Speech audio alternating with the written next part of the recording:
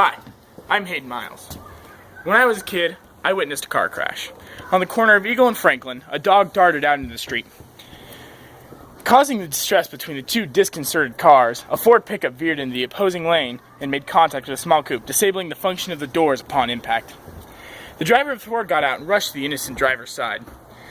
He was awake and aware, but had a laceration across his thigh and was bleeding heavily. The truck driver did all he could and eventually got the man out of his car through the windshield and proceeded to care to his wound.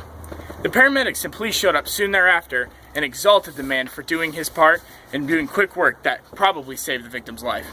All because he did his part even though it wasn't his job.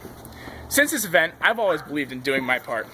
Yes, it does take some work, but the rewards can be massive, and sometimes even big in the emotional department especially. My mom is an avid partaker in social volunteering. She currently works at a hospital, St. Luke's, where she used to volunteer for about 30 hours a week. She's now working there 15 hours a week, but volunteering still 10. I watch my mom come home from the hospital. Sometimes she's stressed, sometimes she's even crying. Most of the time she's just doing homework though. She's taking school as well. Sometimes I ask her, how does she do it? When my mother was in her late teens, she volunteered at a soup kitchen. One day, a man by the name of John Thornton came through for his daily meal. My mom made her casual and fairly uplifting conversation with him, as she usually does. He left the kitchen with a smile on his face and headed to a job interview at an energy company that he had that day. 14 years later, John Thornton comes back to Boise.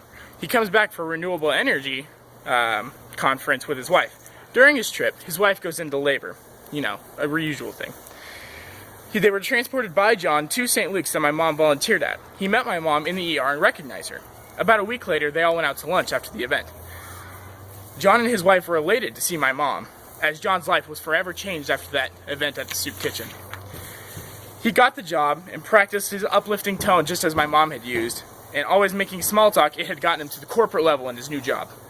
All because volunteering at that soup kitchen, the life was changed and forever benefited in ways unimaginable.